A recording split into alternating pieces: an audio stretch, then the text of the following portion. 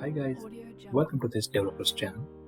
Today we are going to see serialization, deserialization and a simple demonstration using C# code. So let's see what is serialization and deserialization. A serialization is a process in which an object is being converted into a string. A deserialization is a process in which a string is being converted into an object.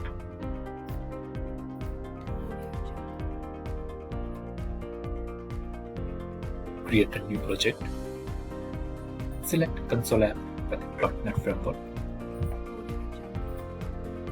Give the appropriate name of the project. Serialization demonstration.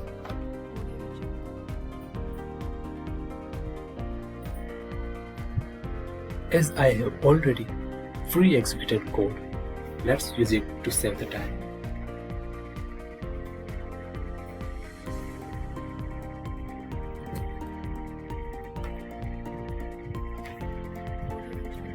Copy and paste inside the Visual Studio editor.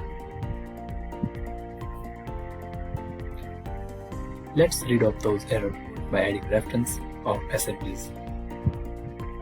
We also need to add the class of the person. Let's see how to create a class into a C# using a JSON. Let's convert this JSON into a class using Visual Studio utility. So copy this JSON, go to Visual Studio editor, click on outside the class, click on edit, select paste special and choose this one, paste JSON as classes. So see, the JSON is converted into a class. However, we are using this object, so our root objects will not require in our case. So now in the class person, there are three fields: name, city and age. We have declared an object of the class person and set the value of its field. Press Ctrl dot. You will see the Visual Studio Intelligence. Select this one. Similar things for the memory stream. Ctrl dot. Select this one. Looks like all the errors are removed. Now, data contract JSON serializer. We have given the reference of the class. We need to give the reference of that class of what we need to do a serialization or deserialization.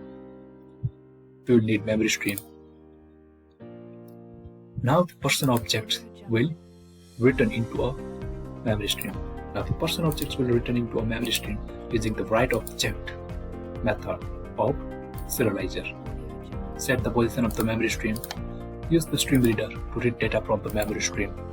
Using streamReader.readToEnd method, it will return the serialized string of this person class. So we are getting JSON string of the person class. Similar things in deserialization, we are getting an object of person class from this JSON string. Let's check using debug by start for debug.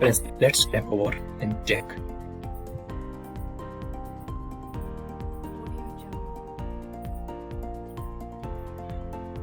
You can see we receive a serialized string from this object.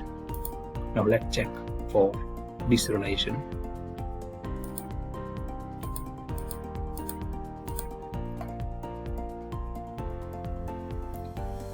You can see we received an object from this JSON string.